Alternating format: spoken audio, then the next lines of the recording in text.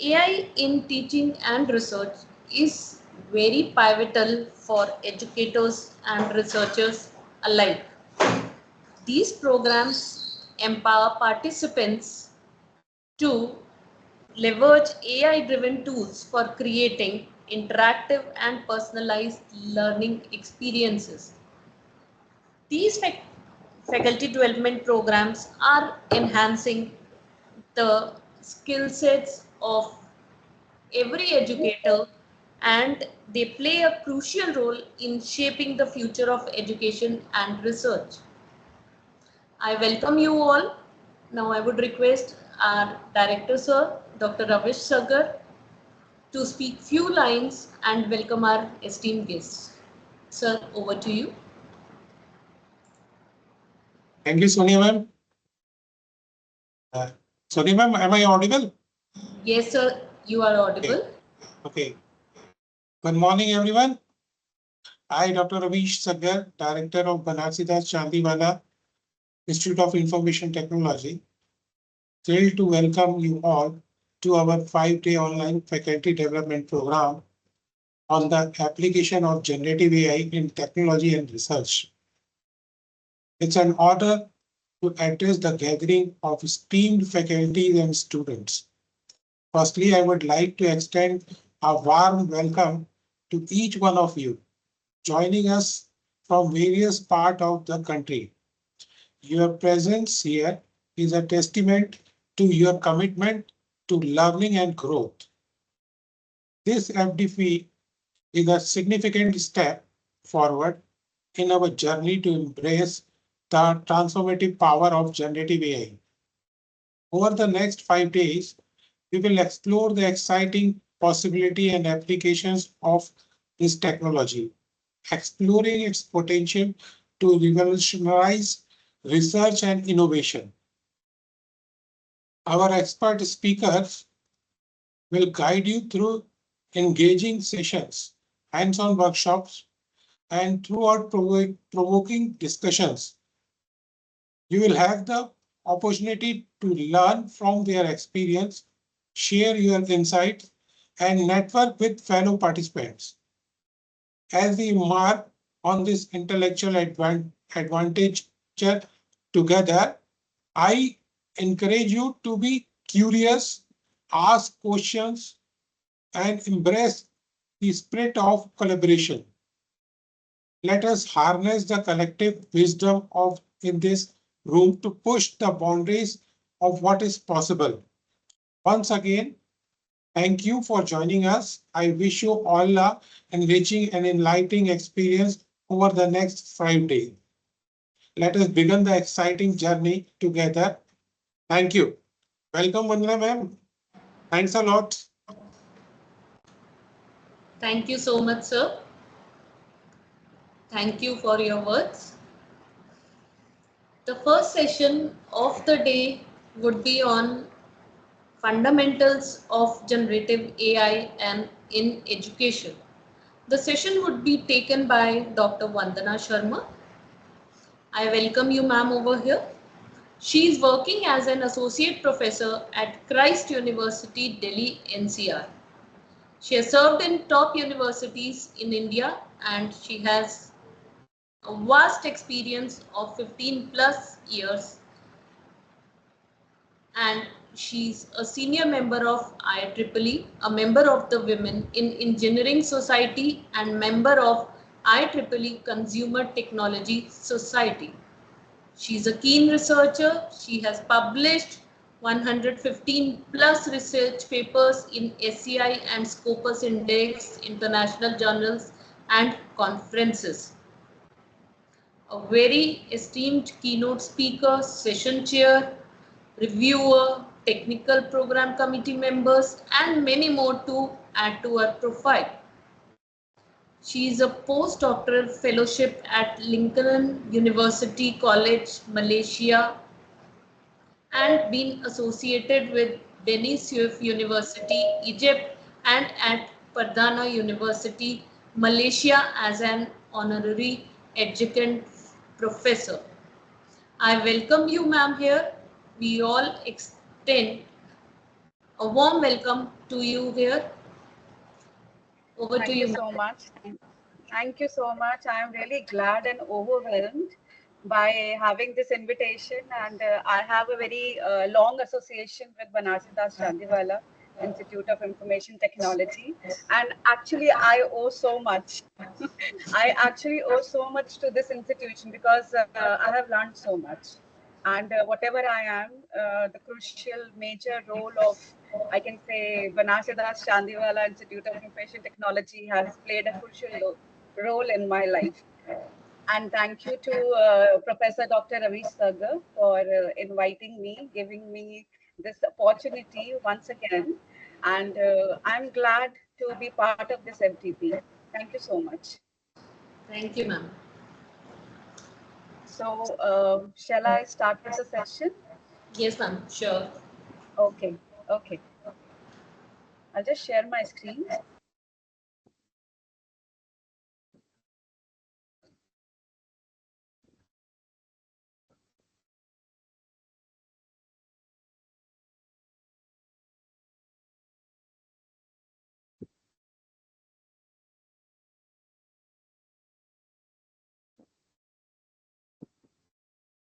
Please let me know if the screen is visible to everyone. It is not visible as yet. Okay. Let us wait for a few more minutes. Is it visible? Sure, ma'am. Is it now? Not as yet, ma'am.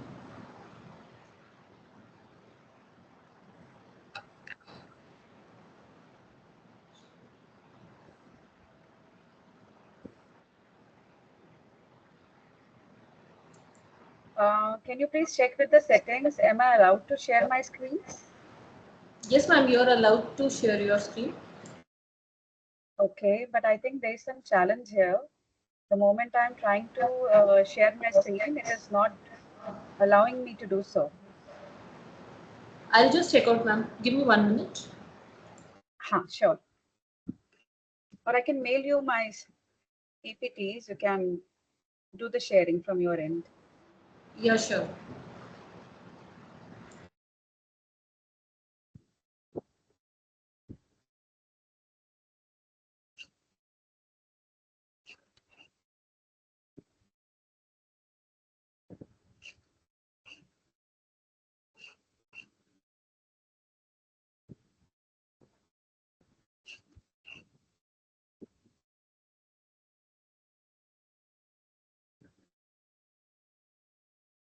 Ma'am, once check it again if you are able to share. Okay. Yeah.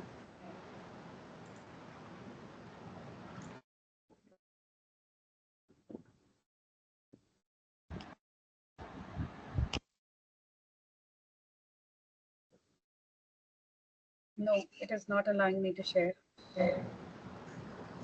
I'm sharing my PPTs with you. You Shall I just share it on yes, ma'am. Just share it. everything mail ID?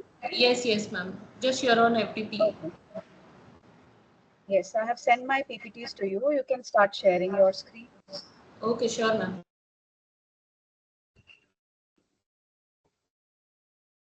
But sharing screen is crucial because I was about to show you the hands-on. Ma'am, you are being the part. You are being the presenter. We have created you as a presenter itself. We are just checking out the permissions once again.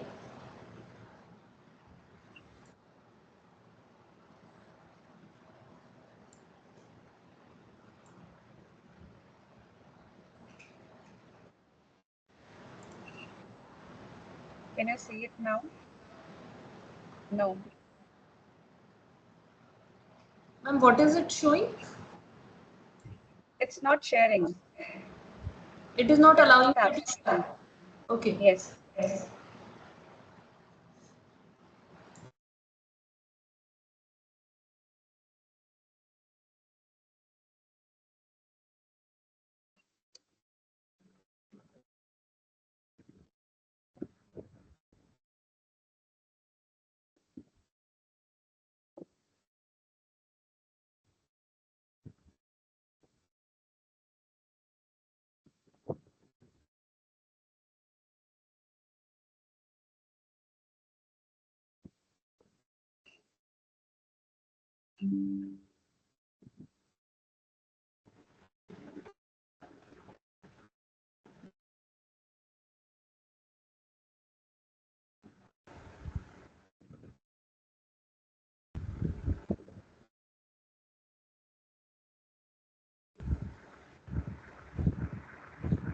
I think now I can show you.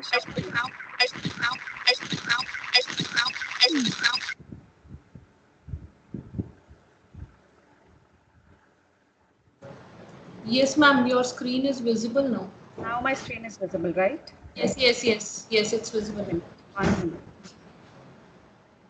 Can you see my screen now? Yes, ma'am, it's visible now. Perfect, perfect. Sorry for this little disruption in the session, and it happens like whenever we are starting with something new, it happens. So excuse us for that. And today I'm going to talk about generative AI. And before introducing you people to generative AI, I want to set a disclaimer here. So the disclaimer here is that you can use generative AI to do a mundane task.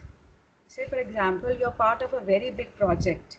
You are handling an event, or maybe you are part of a big organization where you have to float certain emails, or maybe you have to respond to certain emails which are huge in number. Or maybe you are going to present something, some ideas of yours to your superiors, or maybe to your colleagues. So for that kind of task, that kind of mundane task, you can use generative AI. And also, even if we, not for the research purpose, again, I want to set this disclaimer here, not for the research purpose, you should not use generative AI, because generative AI is still in evolving stage, and it is going to take certain time, certain, I can say, years to come up with the appropriate answers, the exact answers that we want.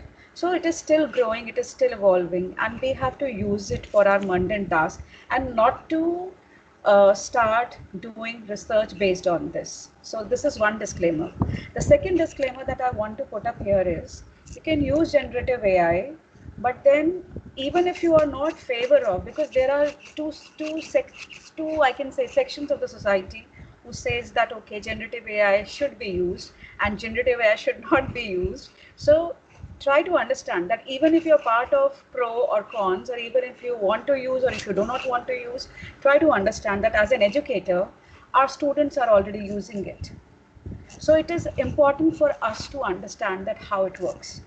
So even if we are going to use it, or even if we are not going to use it, we have to understand it's working, and we have to see that what kind of submissions and what kind of responses we are getting from our students.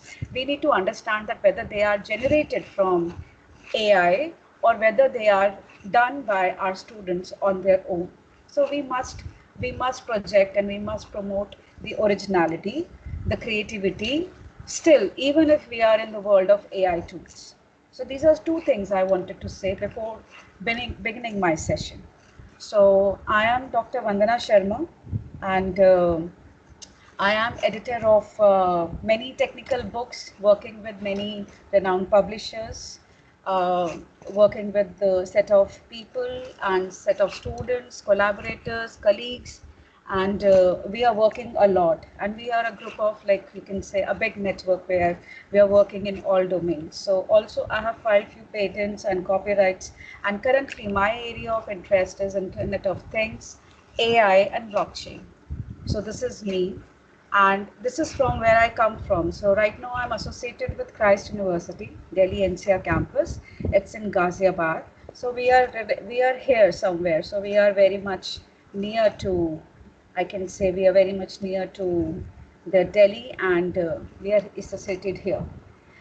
Now, before starting with generative AI, also I would like to take this opportunity to share for certain call for research contributions.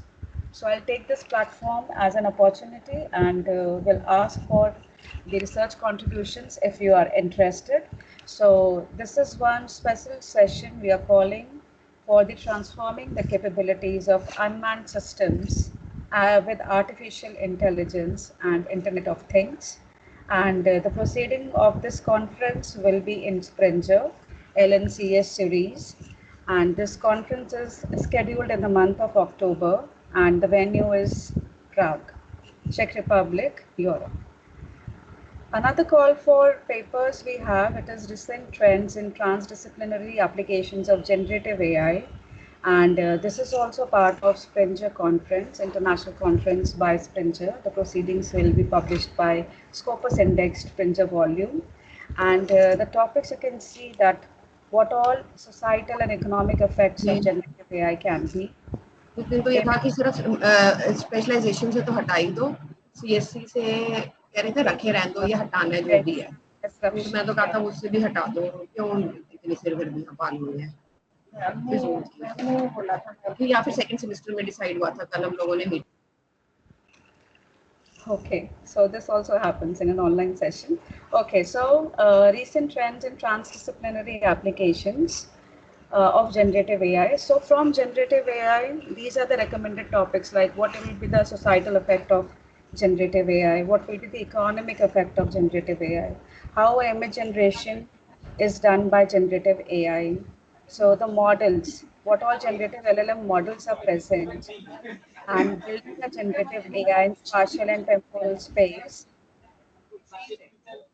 framework for predicting the novelty of large language models implementation, their theoretical practices, use of generative AI in education.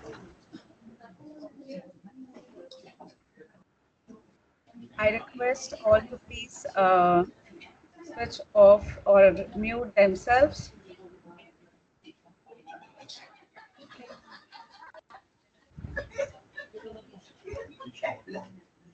Yes, Manoj, thank you so much. Thank you.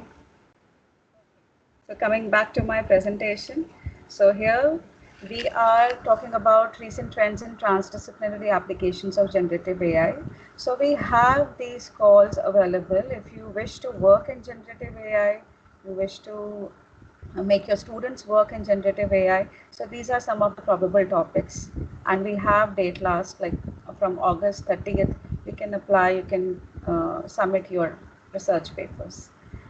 Another call for papers, these are some books which I'm editing right now. Some of them are very interesting topics. So if you wish to part of this, you can contribute, like automated machine learning for industry 4.0, electric vehicles, technological advancements and new trends. This is going to be published by CRC, Taylor and Francis. And this one is by Springer Nature.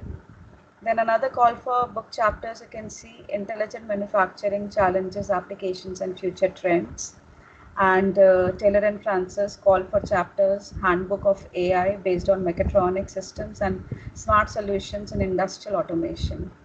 So these are certain call for books, you can see book chapters where you can contribute, you can start contributing as a faculty, or even if you are a student, master students or bachelor students, you can start contributing as per your area of interest. Where you come across with various domains, you start writing, you start reading about them, and you start collecting and reframing your thought process related to that technology. So another topic which I'm working on right now is AI for next generation smart wearable systems, then human-centric AI-enabled data analytics innovations. So this is going to be published by IEEE River Publishers. This is going to be by Wiley. Another two books again, one is on metaverse for sustainable production. Another is on graph convolution neural networks for computer vision. So these are going to be published by Wiley. So these all are very renowned publishers, and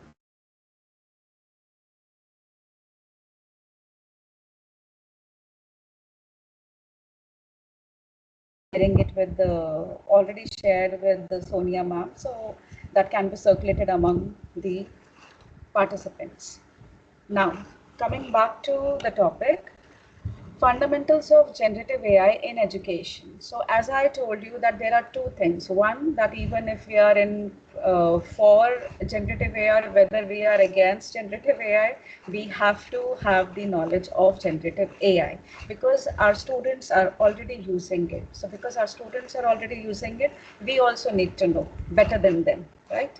So here, what is the main functioning, the main backbone of a generative AI? If you really, there are so many tools available, plenty of tools, more than 100, which are already available for generating images, for generating content, for generating videos, for generating text which is like human like in images and videos. So we have to understand that how to make use of them. So the most primary way of using generative AI is prompting an AI.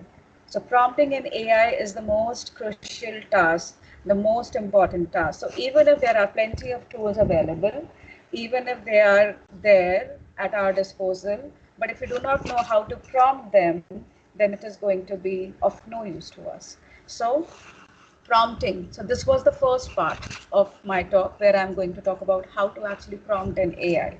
And also, even if you are a student and if you want to build your career in next 2, 3, 4, 5 years, you need to know how to prompt an AI. Even prompt engineering is one of the, I can say one of the new job profile, new job role that we are seeing in industry. And there's a well-paid job, how to prompt. So we already are aware that ChatGPT, some of the platforms, so ChatGPT, Copilot, Gemini, Claude. So these are all available. You can use as per your wish. But then if you really want to use them, the prompting is very important. So how to prompt? This is one thing. So prompting will help you. I'll show you. Say for example, we have ChatGPT or we have Gemini. This Gemini, can you see my screen? This one also? Please confirm. I have opened a browser with Gemini. Can you see that? Yes, yes, oh, thank you for confirming. So here you can see that we have a platform here, browser based. We have this generative AI platform, Gemini. So the moment I open, it says, "Hello, Dr. Vandana. How can I help you today?" So how can I help you today? I have something in my mind. What I want to know, say for example, this FDP, I want to give a very suitable title for this FDP. So what I will say, I'll say, suggest me a title for FDP. I'm using my own acronym. I don't know whether the Gemini knows it or not, what is FDP. So I'm saying, okay, suggest me a title for FDP on generative AI. I'm just shooting a question here. So let us see what kind of output we are getting. So we are getting certain few titles where I'm saying, okay, unveiling the power of Gen AI, faculty development program, deep dive into Gen AI models and techniques, then leveraging Gen AI for innovation, hands-on approach. These are some of the titles given by Gemini. Now the problem here is, if you see this kind of an output, the problem here is that the context is missing.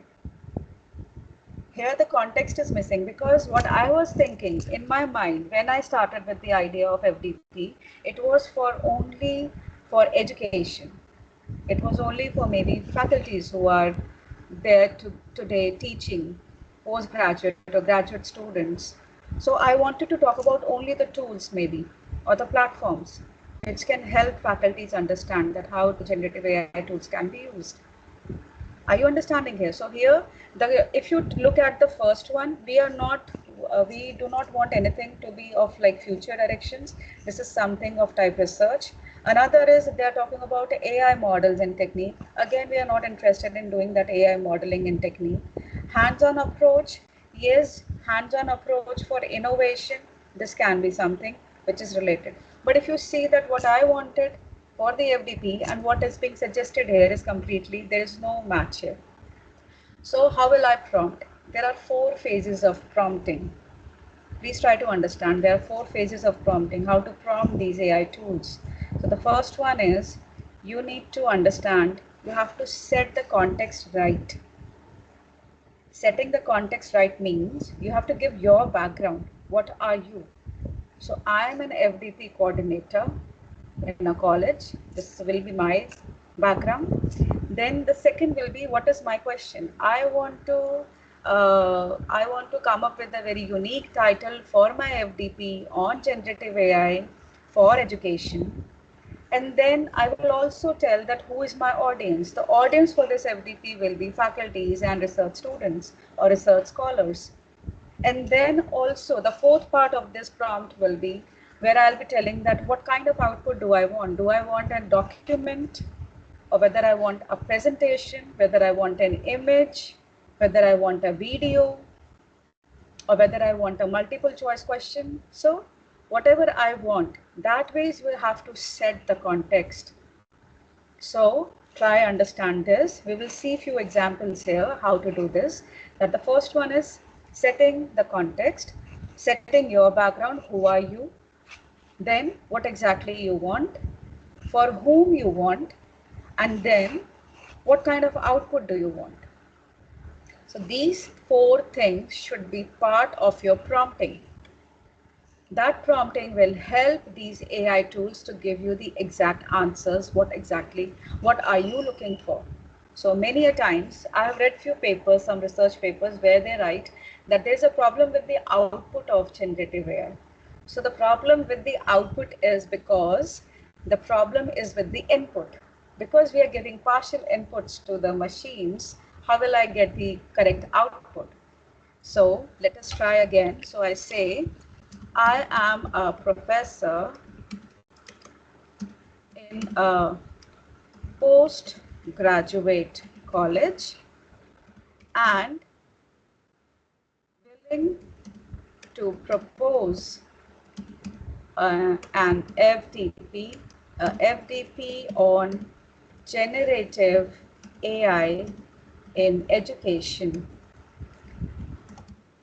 The audience will be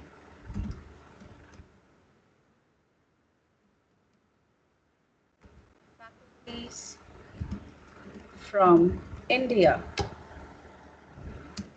and I want output in a document, or I can say,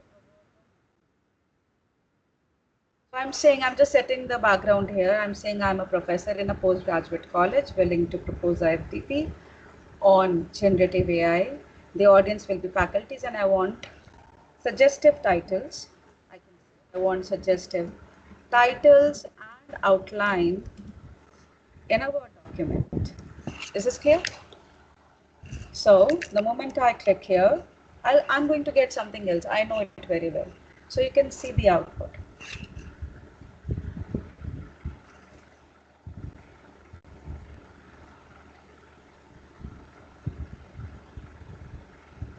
So here we have FDP proposal. Now see the change in the output.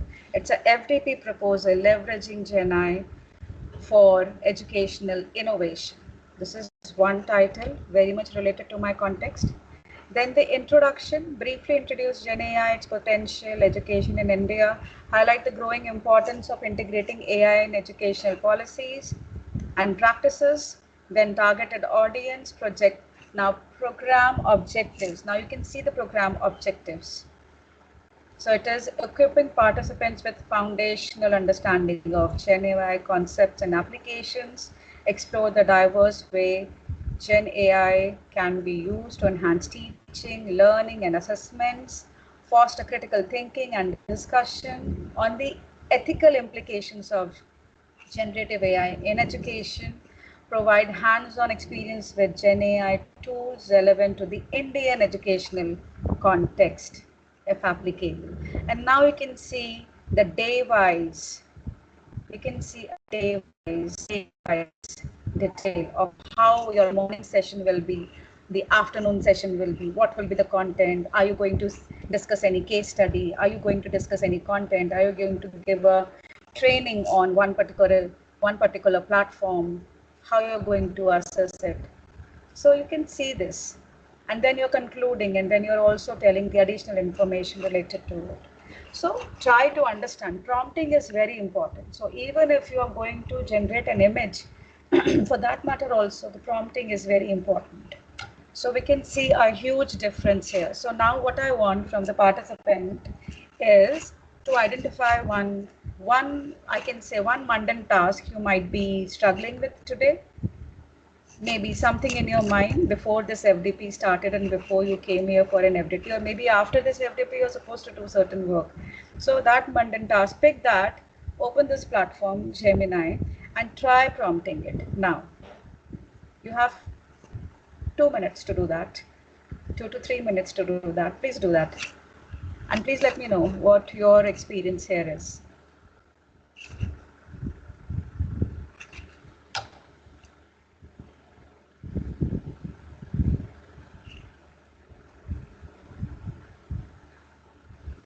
Am I clear? I want you people to please start or open Gemini on your browser. Any mundane task that you're thinking of, try prompting. Try doing a prompt where you are setting the context, you're setting who you are, you're telling for whom you want to do, you're setting it okay, what kind of output you want. Try doing that.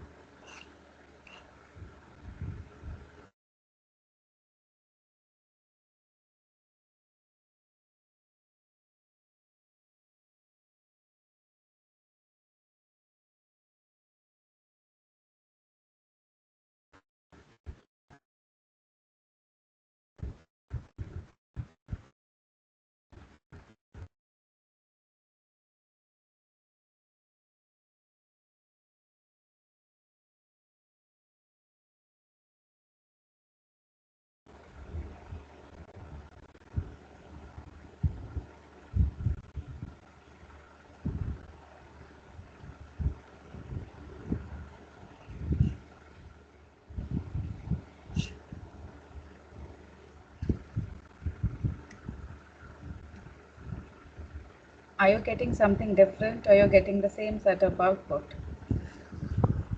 Try exploring that. It will be of a huge interest, because see, after attending this session, you should be in a position to draft your mails, do a Word document, any kind of reporting that you want to do. Maybe this FDP reporting you want to do, who all were there, what was the session all about, maybe a small brief on that session, maybe a concluding note on the same. So these kind of things are possible with the help of Gen AI tools.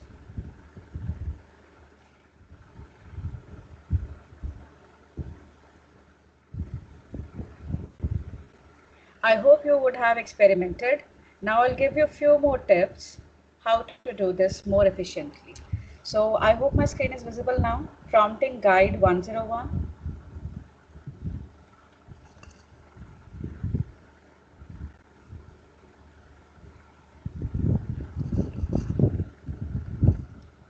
Is this visible? Prompting Guide 101. Anyone can confirm from the audience? It is visible. Okay, thank you. So here you can see how we are going to prompt. I'm going to share this quick handbook with everyone, so you can see that what is needed. So whenever you're prompting, you need a persona, who you are, the task that you want to do, what is the context based on what, and what kind of formats you want, whether you want it in a bullet points, number, 3 points, 4 points, 7 pointers, these kind of things you can do. What else you should need to consider? You need to consider to use natural language. Use natural language, be very specific and iterative. Try to have a conversation. Try to have a conversation with the Gen AI where you are trying to understand that, okay, this is me and this is what I want. This is me, this is what my task is, this is what I want, and it is in this format. So these 4 things should be there. Now, another question that comes up is, what should be the length of the prompt? It should be in between 9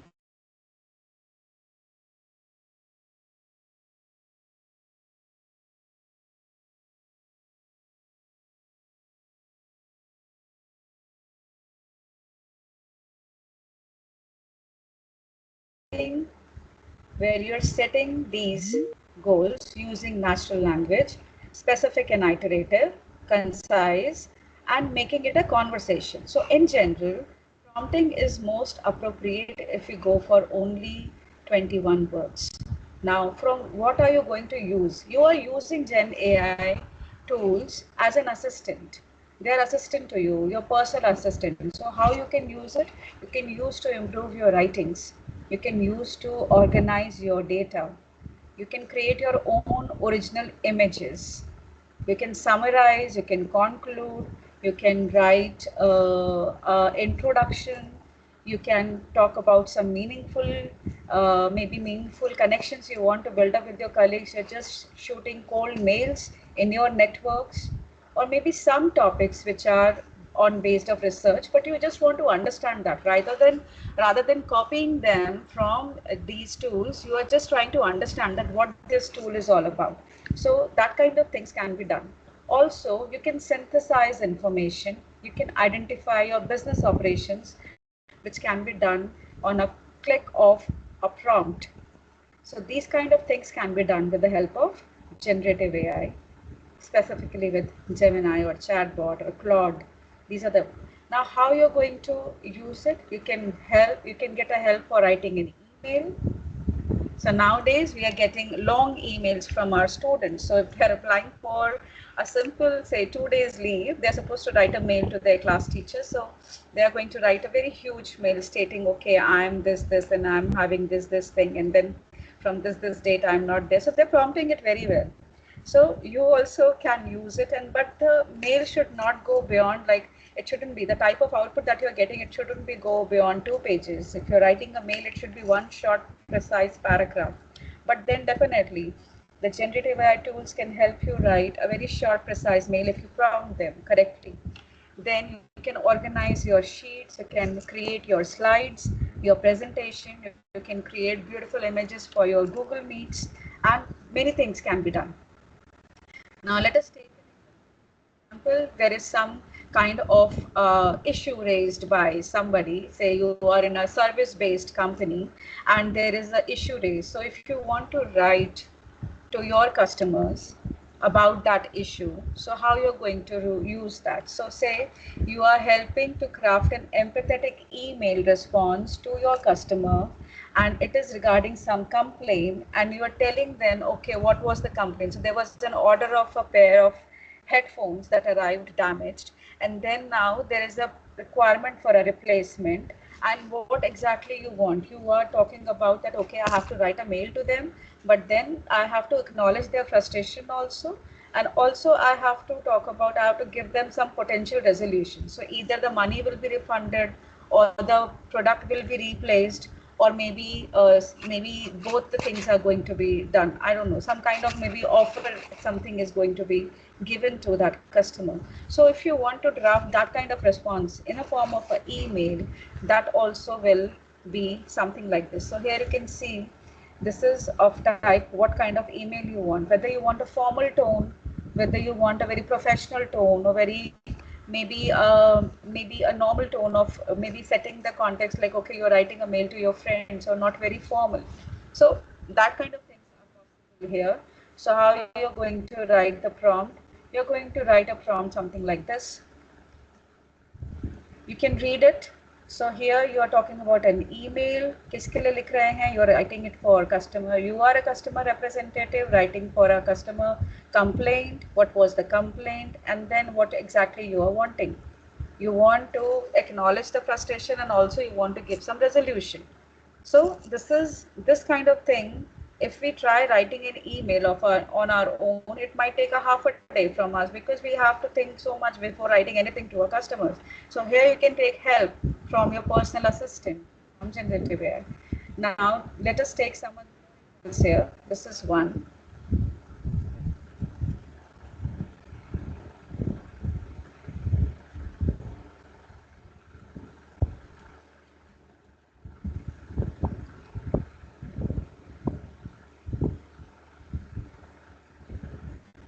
Say, for example, this is another. Say, drafting an email to my colleagues proposing a meeting to discuss customer experience improvement initiatives.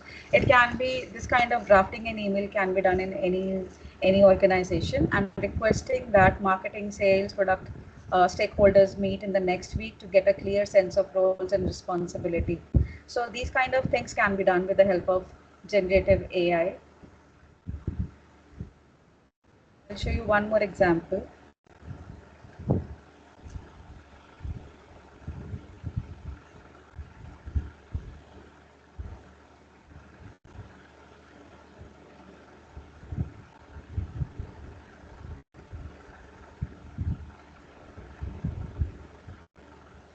So for example, you want to do a follow-up conversation. So you already had a meeting, already you have talked about your services, and now you want to talk about, okay, the follow-up conversation on this and this time with the customer who provided negative feedback to understand their concern, offers, include example solution. So these kind of mails can be drafted from generative AI. A thank you note.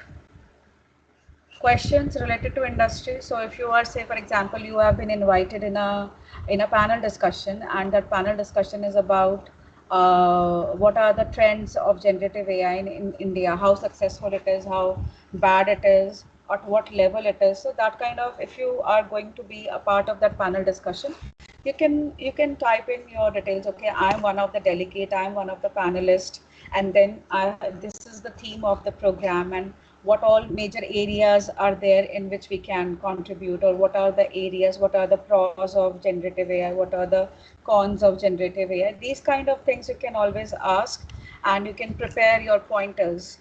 So here, for any question that you put up for generative AI, try to understand that you have to give your background.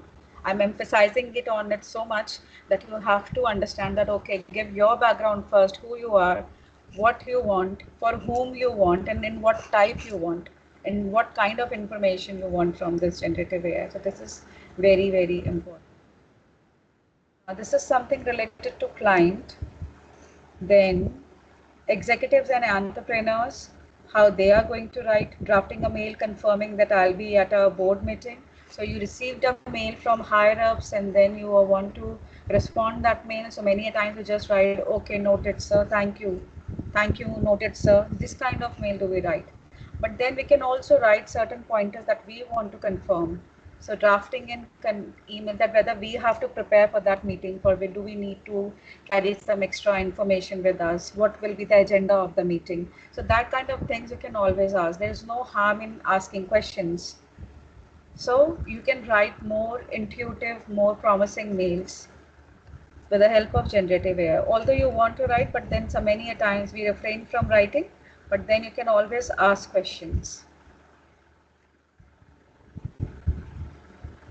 So in this document, it's only a 45 pages document, and it has got many, many use cases that how to write your responses. Say for example, streamline responses on the go. So draft an email and letting them to know that I will not be able to attend a meeting to an urgent matter, and ask them to take detailed notes to ensure team arrives at a decision on key topics, in addition to assigning ownership of the postmortem report to colleagues. So this is something, one scenario given, that if you are wanting, if you are not part of that meeting, but you want your colleagues or maybe your juniors to do certain tasks and come up with some solution. So that kind of mail can also be drafted with the help of generative AI. So here you'll see that plenty of examples are there. You can execute them as a HR also, prompting the iteration. So we'll take one more example here. I'm an HR manager. I'm developing a script for my presentation for new hires.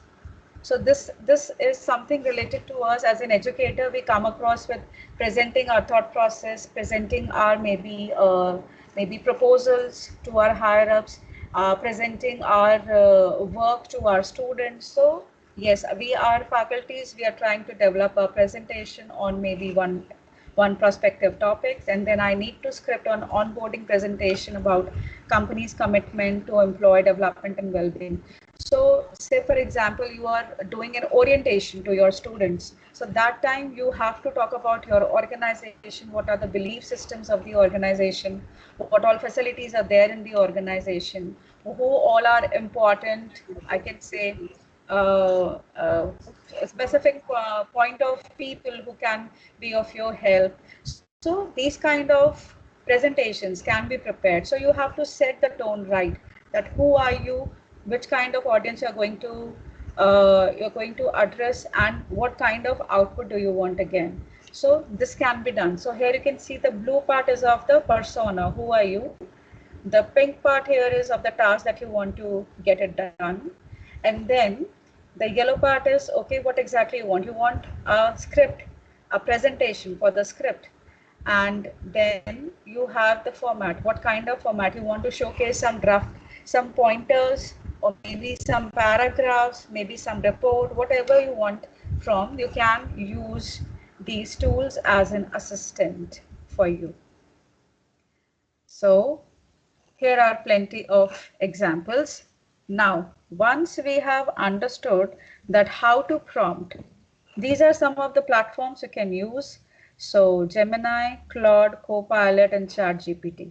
The ChatGPT is the most popular one, and Copilot, Gemini, Claude, they are also gaining popularity. So you can use any one of them as you like. So I hope till this point, is there any questions till this point? Are there any questions till this point? Anyone wants to know anything till this point? If anyone has any questions, you can please raise your hand. Yes, Manoj ji, boliye.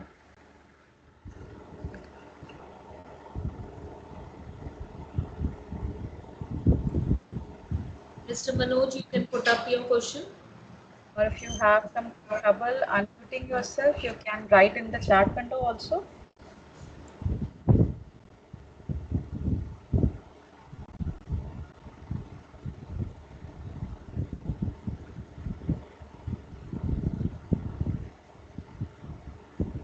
Hello hello ma'am, ये जो yes ma'am, good morning ma'am. Good morning sir.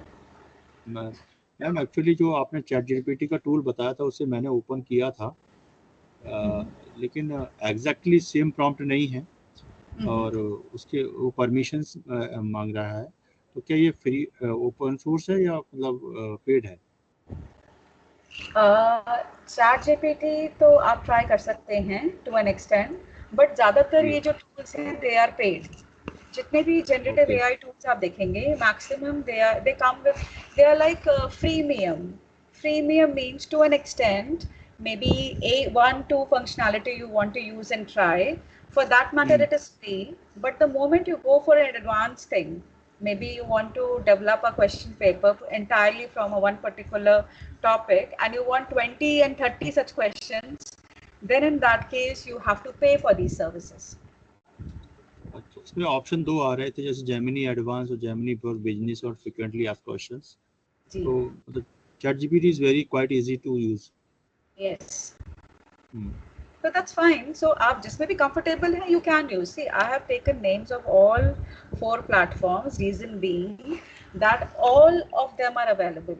More than 100 tools of generative AI are available, and all of them have their own limitations also. Limitation in the sense that all the functionality is not available. So that is what I told you. It is based on freemium, free to an extent, and then you have to pay a premium for their services. So if it is, you can go for an organization level subscription. If it is of that use too, you can always suggest your organization to have a subscription which is on shared basis, can be used by everybody. One more question. Yes, sir. Please. Ma'am, can we use this AI for generating PPTs kind of one? Yes, sir. I will show you that in the next slide. Okay. It is there. Thank you. Yes, okay. Thank you. Okay, so please try to understand that why I started with the prompting thing, because prompting is most important. If you do not know how to prompt, then we can't make use of these tools. This is one thing. Second question, what sir has asked is very important, that okay, not all functionalities are freely available to us. They are available to an extent, maybe 3-4 prompts, maybe 4-5 kind of application, or 4-5 times we can use in a day. These kind of limitations are there on these tools, and they are still in the evolving stage. That is very right. Also, to an extent it is freely available, and then after maybe for advanced services we have to pay. So this is some limitations with these generative AI tools. Now see how we can use these generative AI tools for our education. So for example, we want to ask MCQ to our students. So these are some of the venues where you can see. One of them is Questionwell. My screen is visible, please confirm. It is visible, ma'am. Okay. So here you can see, if you want to generate an MCQ, we in general, we struggle with the MCQs. We want to prepare MCQs for our placements. We want to prepare MCQs for technical questions, for aptitude, for maybe aptitude, maybe one particular, maybe say upstream, downstream, or maybe profit loss. We want to prepare certain MCQs only based on a particular topic. So if we in general, what we do as a faculty, we browse many websites, or maybe we go with the books which are available, aptitude question books, and from there we try to figure out a question with their answers and with everything. So questionwell.org is another, you can say, another generative AI tool which is available online, through which we can generate unlimited AI generated standard aligned questions in seconds for free. Now again, when they say for free, so this free has a limit. You can generate 10 questions. So there is a limit to it with the free. So let us say we try to explore. And what else can you do with this? You can export these questions to these platforms. See, Kahoot, Quiz, GameKit, Socrative, Blackboard, Microsoft Word, Google Forms, Quizlet, Booklab, Bluekit, and Moodles. So you can transfer, you can generate questions from here, and then you can transfer these questions to Google Forms, which was not there. So let us see what is there. So this is the platform. Say I want to get 10 questions. So here you can see 5 questions, 10 questions you can get, not a problem. But the moment you go for 20 questions, you have to do an upgrade. Am I right? So these all AI generative tools that you are going to use online, they come up with the premium kind of a policy. Okay. So if I want to generate 10 and it is based on MCQ, now here also you can see for short answer, fill up the blanks, all types, again you have to pay to upgrade your subscription. And then the question is about and what language it is and for what kind of readers it is. So say for example, I'm going to say it is for the graduate students and it is based on some content I want to upload. So I have a chapter. Say I have taught one chapter to my students, computer networks, basics of transmission medium I have taught. And then on that chapter, I want to float a MCQ to my student before beginning my next lecture. So how will I do that? I can do that with the help of this Questionwell, generate 10 MCQs based on transmission medium.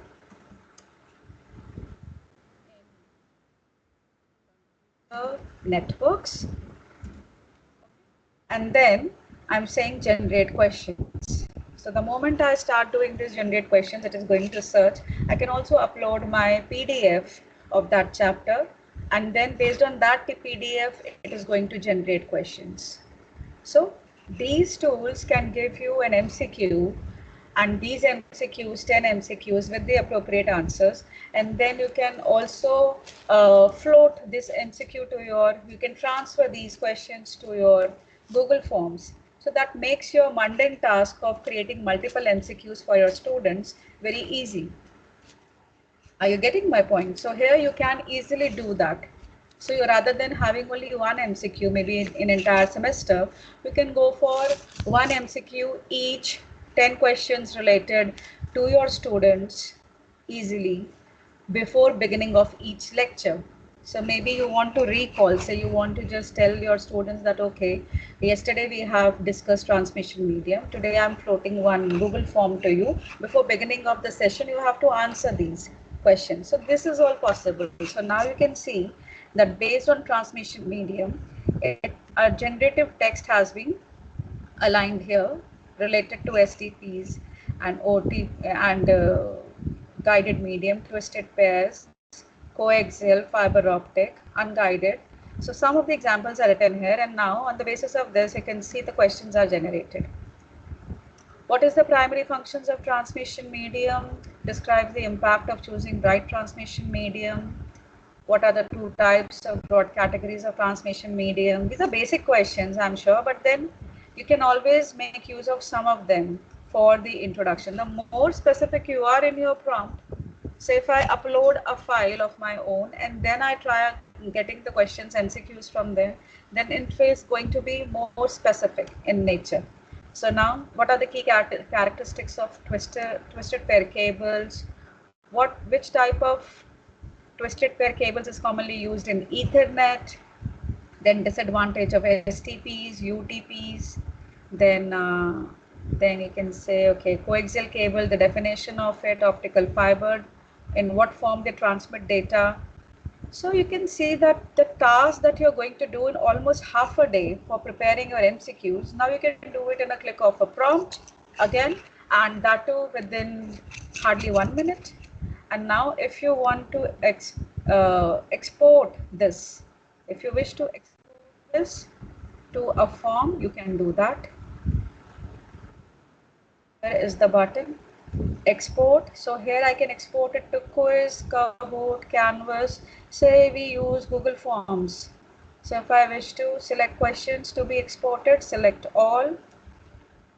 And I am now exporting it to Google Forms.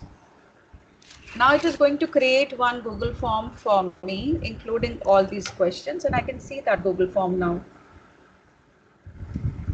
Make a copy. So now you can see. So while giving this lecture, I have made this MCQ for my students, which I am going to discuss maybe in my next class. After this FDP session, I have a class at 11. So I will be using this MCQ for my students, which I've already taught them. So this is going to save your time, energy, right? And money, of course.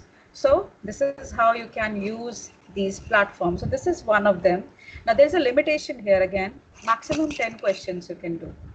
Again, there's a limitation of how many questions you can generate in 1 month's time. So if you want to use these kind of platforms, definitely you have to go for subscription. But before going for any subscription, please make a very thorough check on the type of outputs that you're getting.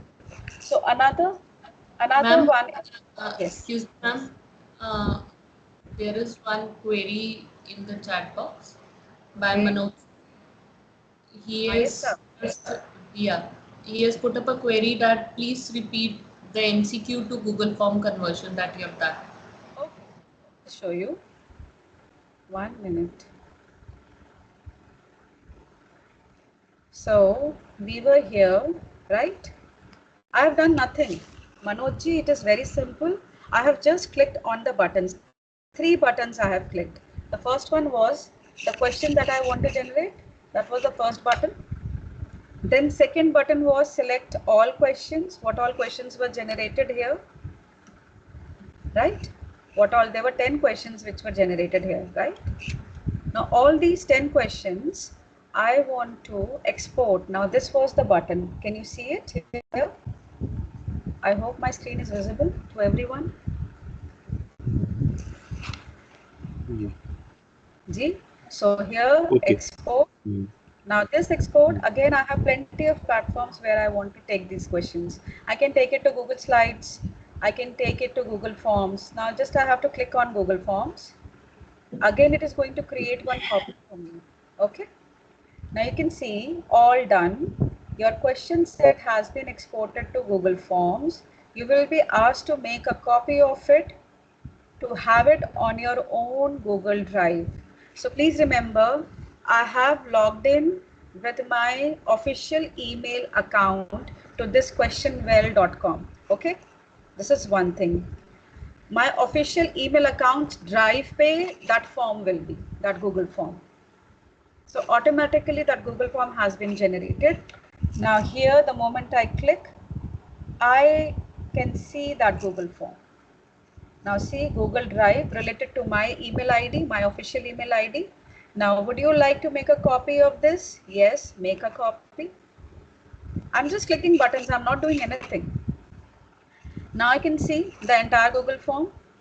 Can you see this?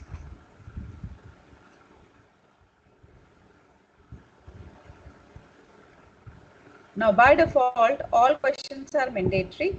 You can see that. And you can also see the correct answer is also copied. So this is the correct answer. And it is of 10 pointers. Am I right? You can change the settings here. You can add few more questions here. Is this clear? Till this point, I can make changes to this. The way we work in a Google form. So this is MCQ 1 for computer networks. That's it.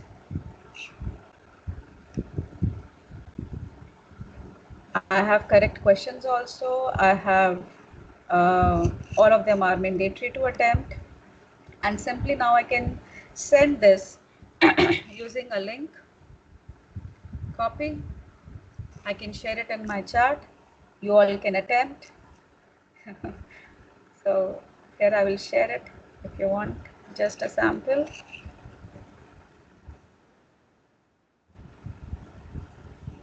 Yeah, it's here.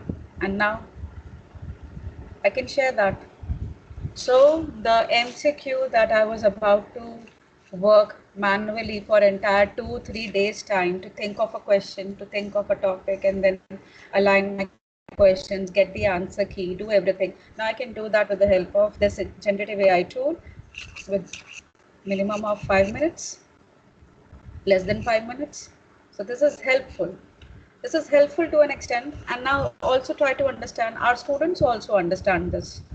So you have to come up with the topics which are very specific.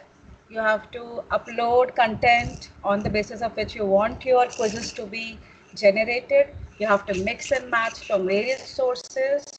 So these all things you be as an educator are supposed to do. Am I clear till this point?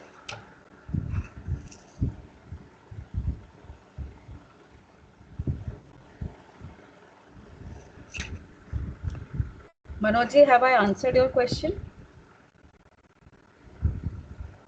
Ji ma'am. जी. Thank you ma'am. जी, thank you so much. So अब आप दूसरा देखिए. This is QuizGecko. This is another platform.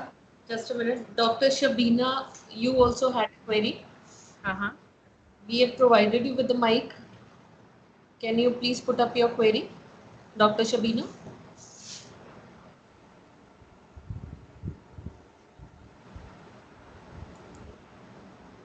Actually, ma'am, she had put up a query that can you please explain how to upload the related PDF in questionwell.org. Okay. So this we can do. Simply you have to, while doing this, try it out. While doing this MCQ, the question is now about wireless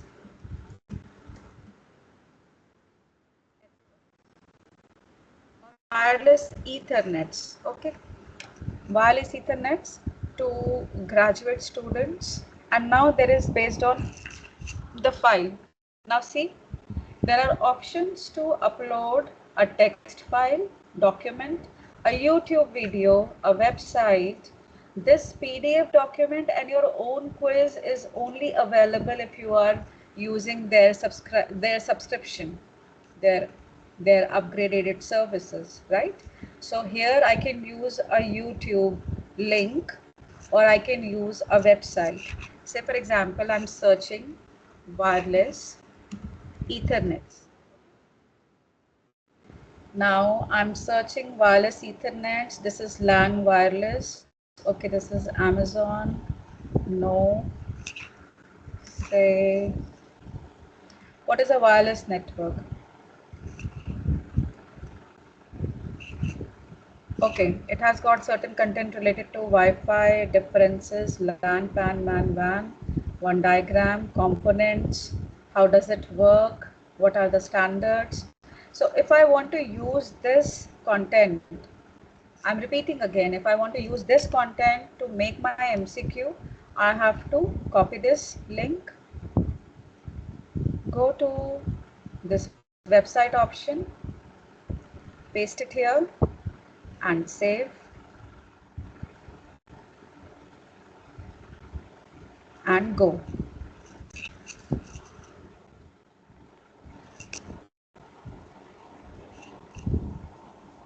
So here you can see that some of the readings got cut off because it is longer than what is expected. So you can give the readings only up to 1000 words.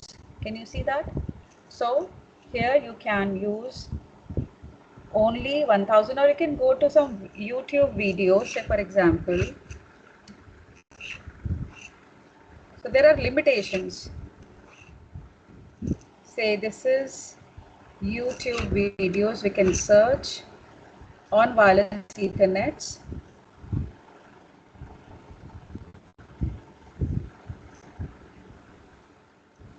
Copy link.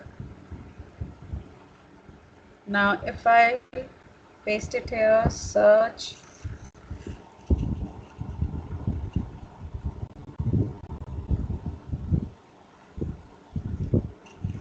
So we got some words. So for a YouTube video, they are going to capture the captions of the YouTube video, and from there they are going to estimate the words, and from there they are going to, these are the prompts now, and now there we are going to create the questions. Now based on a video on wireless networks, now it is for graduate students, the type of questions are MCQs, and now we want to generate questions.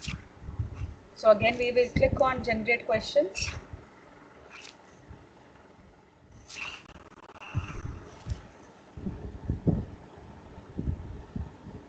It is going to take some time to generate.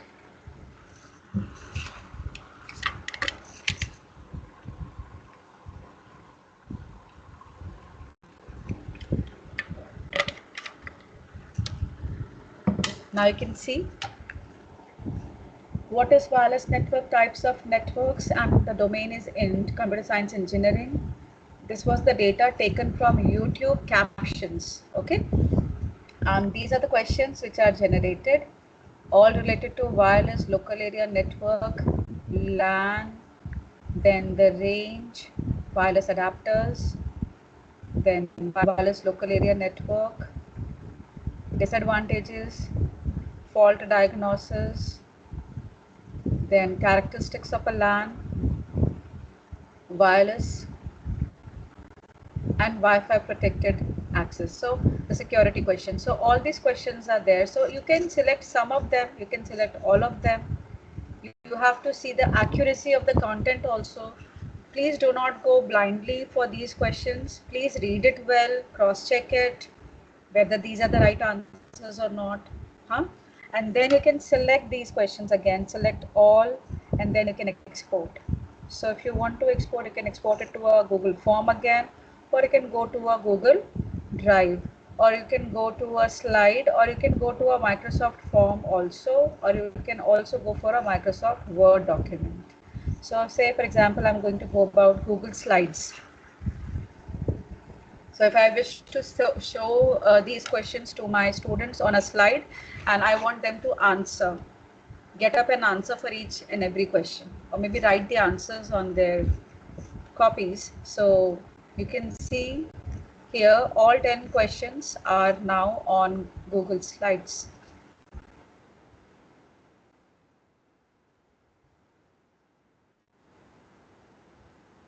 I hope I have answered your question.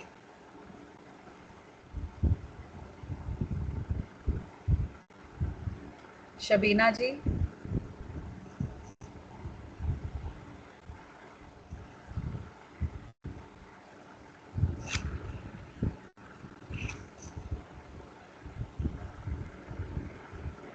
I hope I have answered your question, and this is pretty clear that how to use these platforms and to what extent that can be used. Another platform, please note this. This is QuizGecko.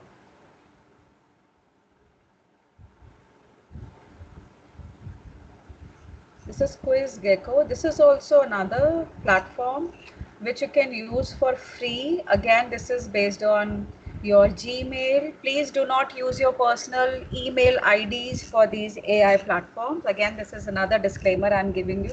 Don't use it because these are AI tools and they are going to take all information from your personal email account. So not good for us.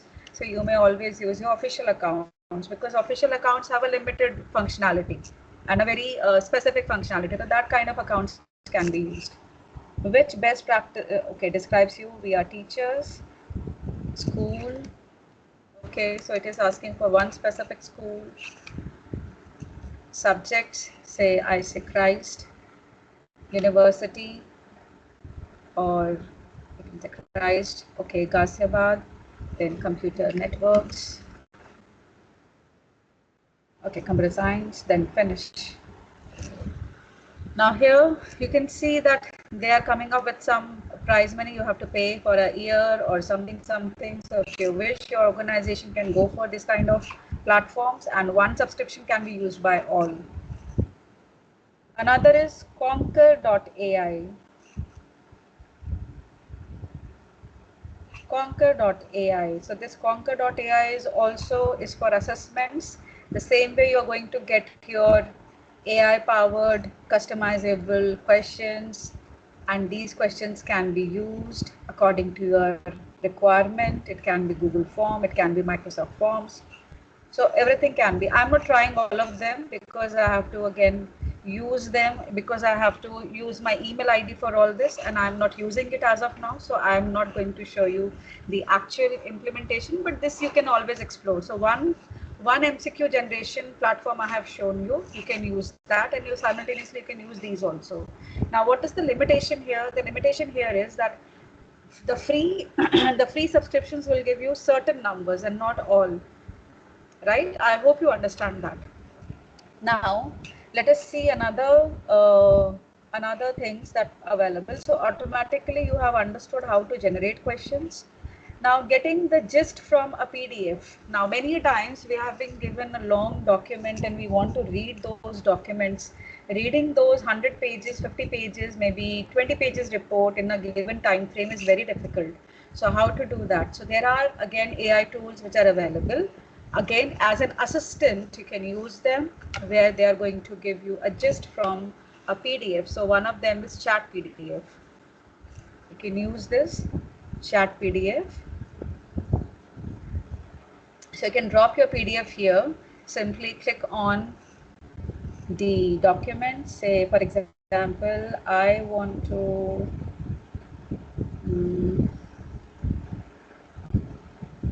to analyze one summation. Say this is my PDF, and I'm opening it here. Now this is the submission, and now there are information related to this. So this was a paper maybe for review. This was one of the paper for us to review, and these were the gist of, okay, what kind of questions can I ask? There is a prompt for that also. What are the main techniques discussed in retrieving information from computer memory? So if you can see here, the paper is on investigating memory forensics and kernel data structure. So this was one of the papers submitted in a conference, and I was reviewing that. So if I want to know what exactly this paper is, I just can copy this prompt, say what main techniques. So this paper, what this paper is talking about, I can see this. It is tracking virtual address descriptor, storage allocation structure, memory forensics, behavioral intelligent algorithms. I can also see, okay, who are the authors. I can give prompt to my chat PDF. I can chat with this PDF. These are the authors of this. I can see what is the affiliation. If I'm just writing a short prompt, what affiliation? Let us see. It is giving me the affiliation also. It is from Hyderabad, this particular college, Department of Computer Science and Engineering. So I can, Chat's PDF is about where I'm uploading a PDF document and I'm just prompting the tool to get information and insights from this PDF. How many graphs?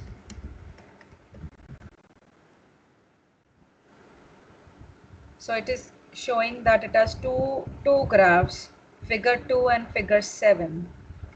Various concepts. Figure 2 is about this, figure 7 is about this. So these kind of data can be collected from the chat PDF. There is another tool, Ask Your PDF. This is also similar to what chat PDF is. So again, you can upload a document and you can get the gist of that document. So if I want to summarize, say if I want them to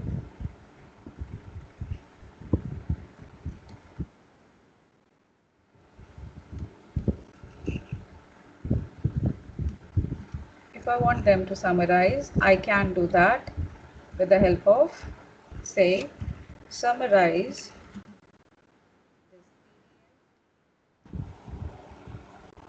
So this PDF is about, this was about memory forensics. The research focus was on memory and identifying malicious activities.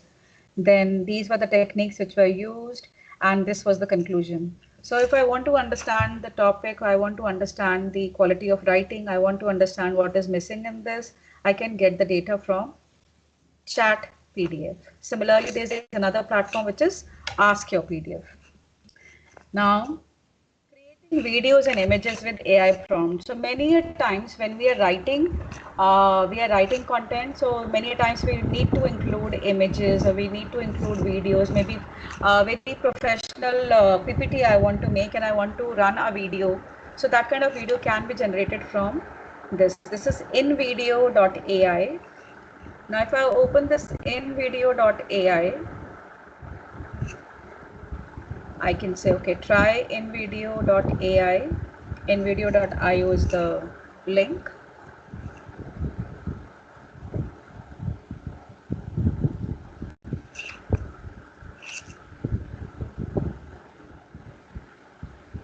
Now say, give me a topic, language and detailed instructions. So say, for example, I'm prompting now. So that was the first step I told you, that you have to prompt in a way that you are in a position to conversate with these tools. So again, I will say I am a professor of CSE and I want a video of optic fiber, video of how optic fiber cable works to my graduate students, right? So I'm generating a video based on this prompt. It is still analyzing, thinking.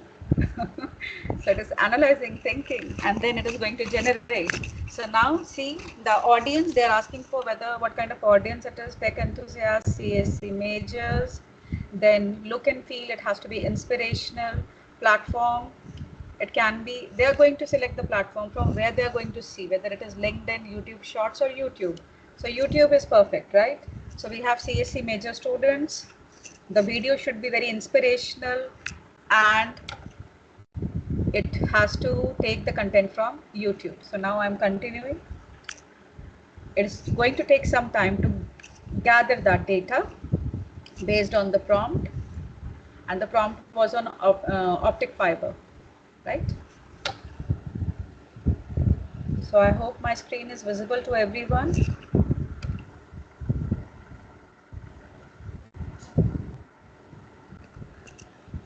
Is it understood till this point? Everything is clear to everyone? I hope you're enjoying the session. Very much, ma'am. I'm also enjoying the session while delivering this, because this is all very exciting and very promising, but we have to use it very cautiously. We have to use it very, very cautiously, very, I can say, thinking whether we want to share these kind of things with our students or not. And even if you are not using it, we should know that how it works. As a faculty, as an educator, we should know. So that was the idea I had in my mind when I was discussing it with the coordinator, Sonia ji. I was discussing with her that what exactly I'm going to talk about and what can we include in the session. So it is going to take some time. So here also you will find that you can create a very interesting short video for your students. You know, nowadays the attention span for any for students or for any human, it is in seconds now. So if you want to start your lecture with a very short video, just talking about the concept, just showing them very motivational kind of a thing. So this is something which you can always use. They are already having so many information, they're already having so many things with them for reading, for exploring. So we as an educator, we also have to make these things interesting for them. They should not leave our class very unenthusiastically. That should be the motto of an educator. So they should be very happy, charming. They should be like talking about the lecture, what they learned, what was more intuitive for them. So these kind of things we should have in our mind before going to our classes. So it is going to take some time. That's why I'm talking so much. And we have a feedback that it's a very informative and interesting session. Oh, thank you so much. Thank you. So see, I hope you are in a position to see my video. Here I have created one. They have taken the images from somewhere. They have used it using YouTube to understand the topic. Hey there, future tech innovators. Today we're diving into the fascinating world of optical fiber cables. These are the Can you hear the sound? Yes, ma'am. Okay, great. lifelines of our internet age, handling massive amounts of data at lightning speeds. But how do they work? Let's break it down. First up, the core of the optical fiber. This is a thin strand of glass or plastic about the diameter of a human hair, and it's designed to carry light from one end to the other. Now, as we all know, light travels in a straight line. So how does it bend around corners? This is where the cladding comes in. The cladding is another layer of glass or plastic that surrounds the core. It has a lower refractive index than the core, creating something called total internal reflection. Basically, the light bounces off the cladding and stays within the core even when the cable bends. It's like a really efficient game of ping pong, but with photons. Now, let's talk about the types of optical fibers. Actually, there are two main types, single mode and multi-mode. Single mode fibers have a smaller core and are used for long distance communication, like transatlantic internet cables. Multi-mode fibers have a larger core and are used for shorter distances, like within a building or campus. So why use optical fibers instead of traditional copper wires? For starters, they can carry more data. A single optical fiber can transmit data at rates of up to 100 terabits per second. That's a lot of Netflix. They're also immune to electromagnetic interference, making them more reliable for long-distance communication. But it's not all sunshine and rainbows. Optical fibers are more fragile than copper wires and can be more challenging to install and maintain some. However, the benefits often outweigh the drawbacks, especially as our need for fast, reliable internet continues to grow. In summary, optical fiber cables are a marvel of modern technology. They use the principles of optics to transmit data at incredible speeds, making our connected world possible. Whether you're streaming a movie, making a video call, or sending an email, you have optical fibers to thank. All right, that's it for today. Stay curious and keep exploring the tech that makes our digital lives possible. Until next time. So here you can see with the prompt of a single 4-5 words prompt, you can generate a video which is of some interest. It is going to give a basic information, but then this is going to change. In coming years, it is going to change. So it is still evolving, as I told you, and these are some of the things that you can include. It is not like that you have to include all. It is not like that you don't have to include any, but you can include some of them. as you wish. So another prompting. Okay, so this I have told you. Another is ImageFX. ImageFX is also a platform which uses, which can be prompted again. The same way you have to prompt, and then you can have your images. Very different set of images you can create. So you can use this platform ImageFX. Because the time is short, I'm just going to wind up a little early. So this is Magic Slides. You can see this Magic Slides. You can create your own slides with the help of this. Again, I have to sign up. I am not using any one of them, so you can see that my email ID is not associated with any one of them. I'm using my official email ID so that my personal information is not shared with these platforms. Okay, you also do the same. And then now what I can do is I can convert a PDF to PPT with an AI. So this is Magic Slides. I am going to select one PDF, any one of them, and that will, okay, say this is, okay, this is one PDF of my son he created. It was a project. He created one report based on the noise pollution in and around Delhi. I'll take that PDF and I'll convert that PDF into a PPT to show you as an example. So this is the options that we have: 3 to 8 slides, 8 to 12 slides, 12 slides. So we have to pay for more slides. We have to pay. So we'll go for simple 3 to 8 slides. And these are the two options that I have. I'll select the first one, generate presentation. So these all tools based on freemium. To an extent, you can use it for free. If you want to use all functionality, you have to pay for the subscription. Choose wisely. You have to make sure that, okay. So this was about, I told you about the noise pollution. So this is about noise pollution, challenges and solution, table of content, urban noise pollution, study, methodology, the data, how he collected the data, what was the classification done, data collection and analysis. So within 3 to 8 slides, the entire PDF has been converted into a PPT. So this is one platform, Magic Slides. Another is GPT for Slides. You can use this also as a platform. So here also you can upload a PPT, you can upload a PDF to make a PPT the same way. But these are different, and there are many more tools. It is not like that. What I'm showing you here is only the tools available. There are hundreds of tools available. You can explore. Because of the time constraint, I'm moving fast. Now this is one interesting platform we have. This is Anuvadini. Anuvadini is by Government of India, and it is a platform which is, you can say, made in India, global voice for document AI translation, image, video, and meeting tools. So if you wish to incorporate tools made in Bharat, you can use these. There are plenty of tools: video translation, voice-based, multilingual forms.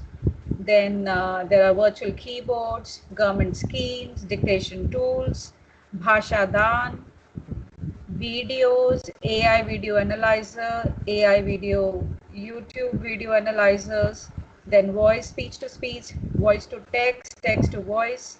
So there are various multiple applications on this platform which you can use.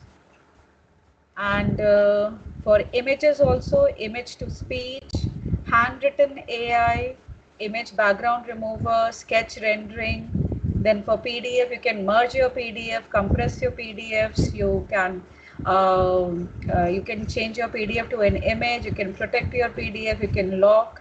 You can create text from text. You can make a PDF. From docx, you can make a PDF. From PPT to PDF, all conversions you can do here. So why I wanted to show you this is a great initiative by the government, and you can also use this in your education, while teaching your students, while doing any kind of work related to academics, you can also use that. And also please inform your students to this platform, make them give an exposure of this platform to your students so that they can also understand the various tools, applications available from our own domain, which is Made in Bharat, Anuvadini. Then there is one more interesting, which is Notion.ai. Notion.ai is a paid one. It is being used for writing LinkedIn post. So if you wish, you can use that. I'm not using it. But if you wish, as an educator, you want to promote your work, you want to promote your other things, you can use it. Now we have come to the last part of our talk, my session. So initially I told you what the probable places where you can collaborate for research. There are books, there are call for papers. You can use these opportunities to grow and improvise your your CV. And I told you how to prompt in AI. I have shared few tools, not all of them, few tools on which you can work and you can make your mundane task easier. What else to consider? You can use AI tools for proofreading. That is very much acceptable. There is no issue in it. You can use as a productivity enhancer and not productivity replacement. So productivity enhancer, as an assistant, you can use these tools. Then you can also use them for checking the plagiarism. If you are a researcher, you wish to write, and you can always use these AI tools to check the plagiarism. Now, I'll open the session for questions. 5 minutes for questions, and then I have to leave because I have a class. I have to switch back to my course and back to my students. Yes, please. Any questions for me?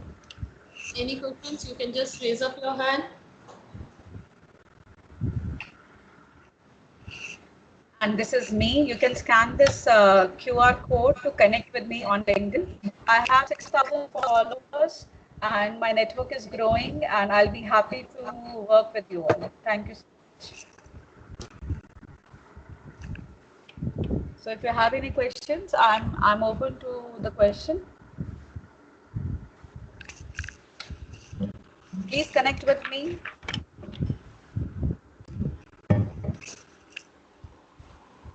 A very informative session, ma'am. Thank you so much. Thank you for the invitation. Good morning, ma'am. This side, Shivani Jain. Is I am audible, ma'am? Yes, ma'am, you are audible. Very much interesting and interactive session. Ma'am, may I know where I can learn more on like generative AI and LLM models, like online courses? So LinkedIn is one platform. You can go with LinkedIn courses. Another is Coursera, Udemy. Also, Gemini. Gemini is also going to give you you can say some preliminary courses through which you can learn about this. So my question to you is whether you want to learn the technical aspect of it or to the usage aspect of it. Ma'am, for personal like academic learning aspect. So academic learning, you want to understand how these work, how these platforms work. Actually, how I can enhance my knowledge and build my LLM models.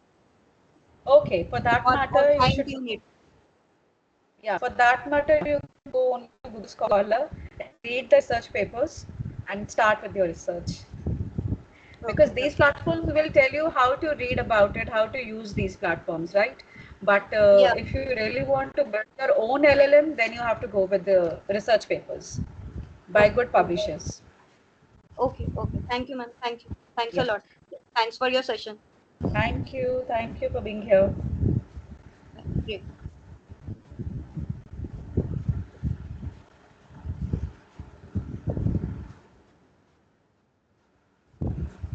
Any other question?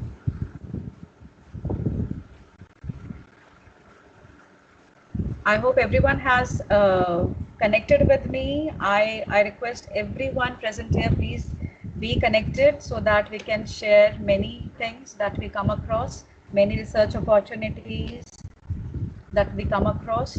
So please be part of the network, please connect. That is one request I have for everyone. Yes.